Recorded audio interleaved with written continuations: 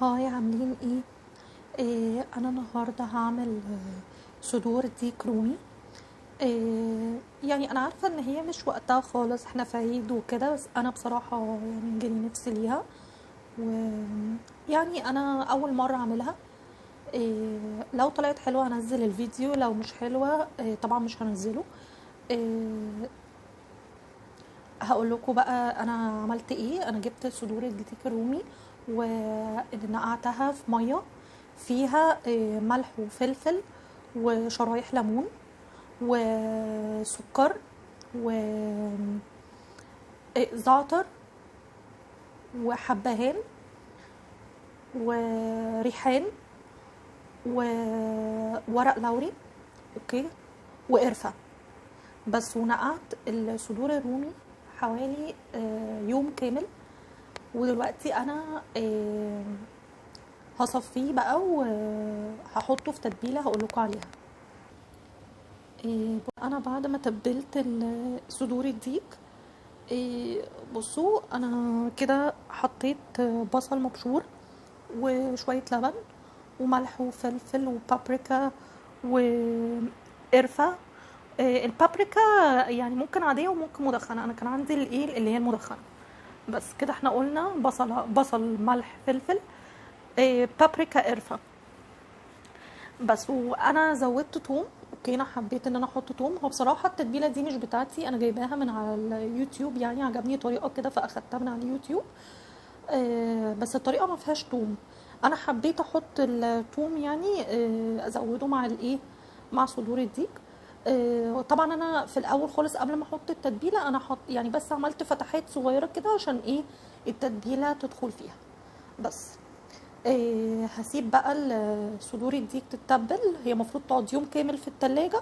وهجيلكوا تاني بقى بكرة ان شاء الله عشان اسويها معاكم. بصوا كده معايا، احنا كده تاني يوم. انا حطيت بقى يعني دهنت الصينية زبدة، وحطيت صدور الديك وفتحت الفرن على درجة حرارة على أعلى درجة حرارة. آه، يعني في الأول هيدخل على أعلى درجة حرارة لمدة نص ساعة، بعد كده ههدي الحرارة خالص ل160 واسيبه ساعتين بس. خليكم معايا. كده بقى انا غطيته بالفويل وهدخله على اعلى درجة حرارة. في الاول هقعده نص ساعة، بعد كده ههدي الحرارة ل160 واقعده ساعتين بس. خليكم معايا. كده انا هعمل الرز البسمتي. بنحط اول حاجة، انا معايا 4 كوباية رز بسمتي. لكل كوباية رز هتاخد معلقة سكر كبيرة. فكده انا حطيت 4 معالق سكر كبيرة، وهحط عليهم ربع كوباية مية. هحط كده ربع كوباية مية، والحلة معايا كانت سخنة تمام. بعدين بقى هنبدأ ان احنا نسيب السكر لحد لما يتكرمل، اوكي. بصوا كده هي احتاجت مني كمان حوالي معلقتين سكر، زودت لها معلقتين سكر كمان.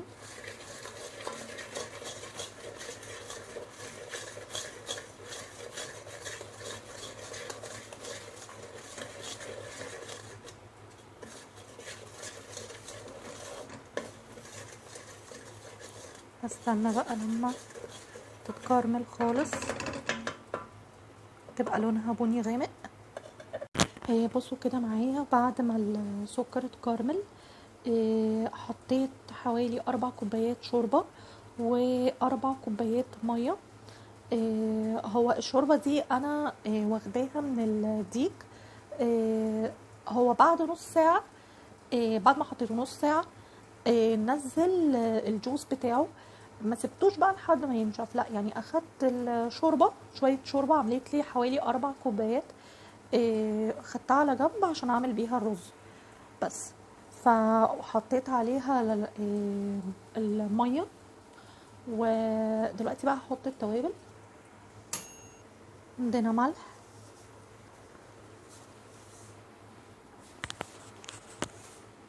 فلفل اسود،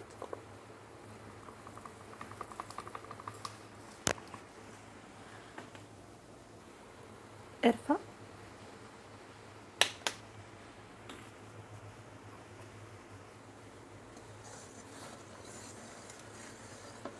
بعد كده بصوا بقى لونها حلو ازاي.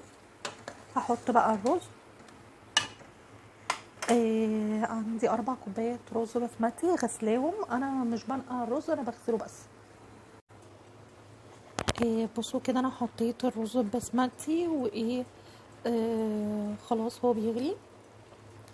هسيبه بقى على نار هاديه وهسيبه يستوي وارجع لكم تاني. بصوا كده الرز استوى. آه انا زودت له كمان 4 كوبايات ميه. وحطيت معلقه ملح كبيره عشان حسيت ان هو يعني محتاج ملح بس، وهو كده استوى معايا خلاص. خليكم معايا بقى عشان تشوفوا الطبق شكله عامل ازاي. هنا بقى انا بعمل صوص ديمي جلاس. حطيت اللي هو الكيس ده، اوكي، وورا مكتوب طريقة التحضير. استنوا اوريها لكم. مفروض الكيس بيتحط عليه نص لتر ميه. انا حطيت كيسين وحطيت عليهم لتر ميه بس. مفروض بقى نقلب لحد ما ايه يتقل معانا على نار هاديه.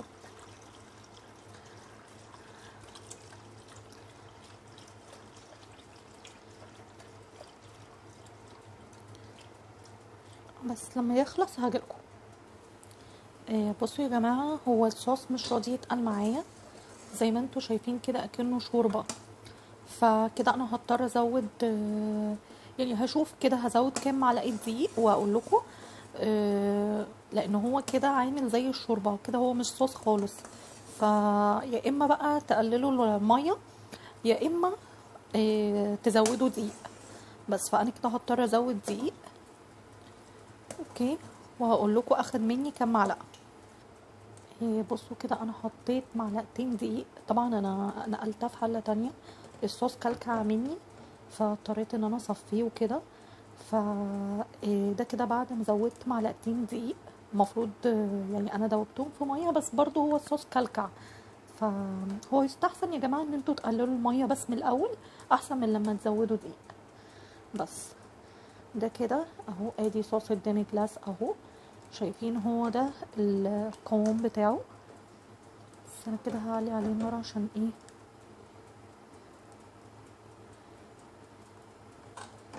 هو كده يعني ايه متوسط، ولا هو تقيل ولا هو خفيف. ده كده شكل الطبق بتاعي. ادوق معاكم.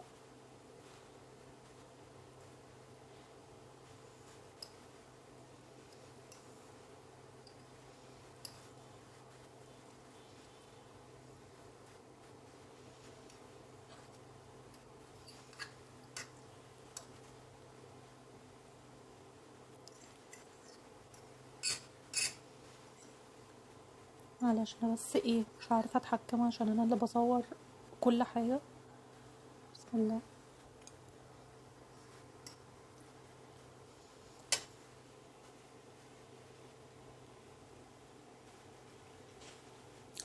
تحفه، جربوها.